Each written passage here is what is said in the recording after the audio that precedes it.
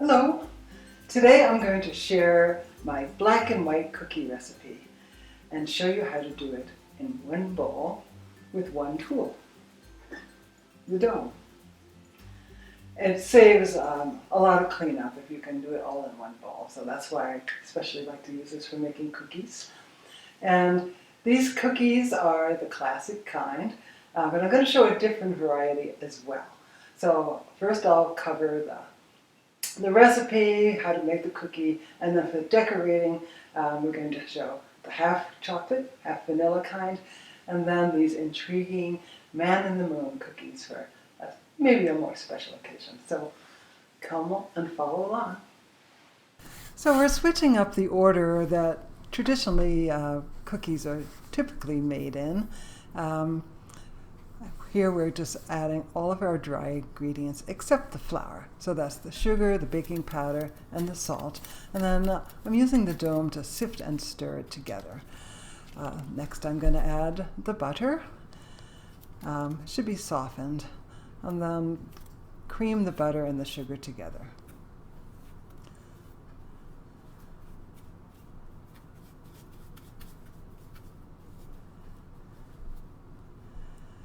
And you just keep going until the sugar butter mixture is nice and creamy. Then push it over to the side because we're going to add our eggs next. And you can just crack them right into the bowl.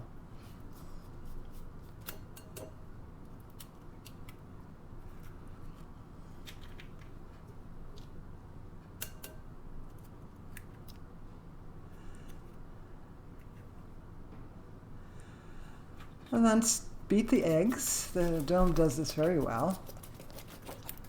And then mix the eggs into the butter-sugar mixture.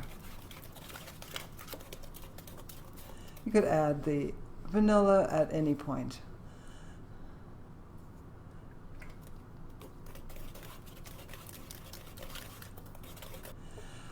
Now it's time for the flour, and you just put it all in.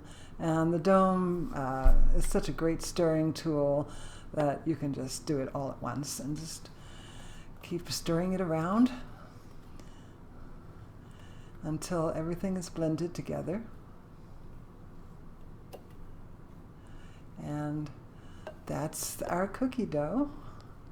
Just make sure it's smooth. And we're going to chill this dough for rolling out for about a half hour. So gather it together. You can put it down on a surface and scrape it out of the bowl.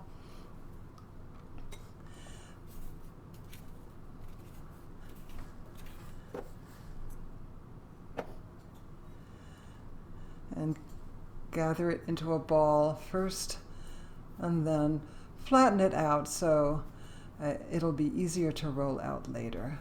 It will get pretty stiff chilling in the refrigerator for a half hour. You can use the dome to flatten it or just use your hands. And then refrigerate for at least 30 minutes. In the meantime, you can make your white icing.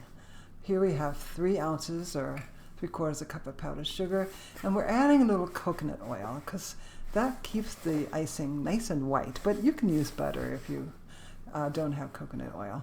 And then add enough liquid, some vanilla and a little milk until it's a nice creamy texture. You might have to add a little bit more milk, but you want it to be spreadable but not too loose. If it is too loose, just add some more sugar. Now, when the dough is chilled enough, you're going to roll it out. Just add some flour to a surface and just do parts of the dough at a time. Here, I'm going to cut it in half. Going to put half of it back in the refrigerator and get some flour on my rolling pin and just roll it out. And we're aiming to roll it out to pretty thick cookie, about 1/4 inch in thickness. And this makes about 24 cookies, maybe a little bit more, but you can definitely get 24 cookies out of this. The black and white cookies tend to traditionally be a little thicker than crisp sugar cookies. So when it's rolled out enough, use a circular cookie cutter, or I'm just using a drinking glass here to cut the cookie forms. Space them sensibly so you get as many out as you can.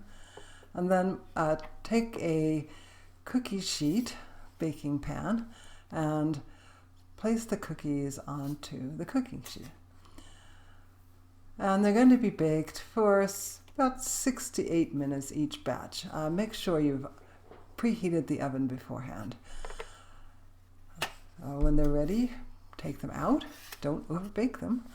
And just go through all of the cookies, bake them all, and then spread half of the cookies with the white icing, and then the other half just simply melted chocolate. Whatever kind you like. Dark chocolate, milk chocolate, you get to choose. And you can use chocolate bar or chocolate chips. Now, to make a particular design on a cookie, do a drawing that you like. It doesn't have to be contrasting paper. And then have a piece of paper the exact size and shape of the cookie. And then draw it on. And you have your line drawing there. And now we're going to poke holes along the line. Use some cardboard for a little safety so you're not damaging the surface underneath. And just use the largest pin you can find and then just poke those holes through. And then from the back side, you want to enlarge the holes. You put the pin through and you kind of rough up that circle so it's a little bit larger. And if you have a very light finishing nail, that might even be a better choice. But be careful with finishing nails. So place the stencil on the cookie that you want to decorate and push either powdered sugar or white flour or even cocoa through the holes, and you'll have your design transferred. And then to do the decorating, use a narrow blade, kind of like a palette knife. You're painting with icing. And just spread it evenly and along the line, the dotted line you've created on the cookie to show the design, the drawing that you want to have. See, our man in the moon is taking shape.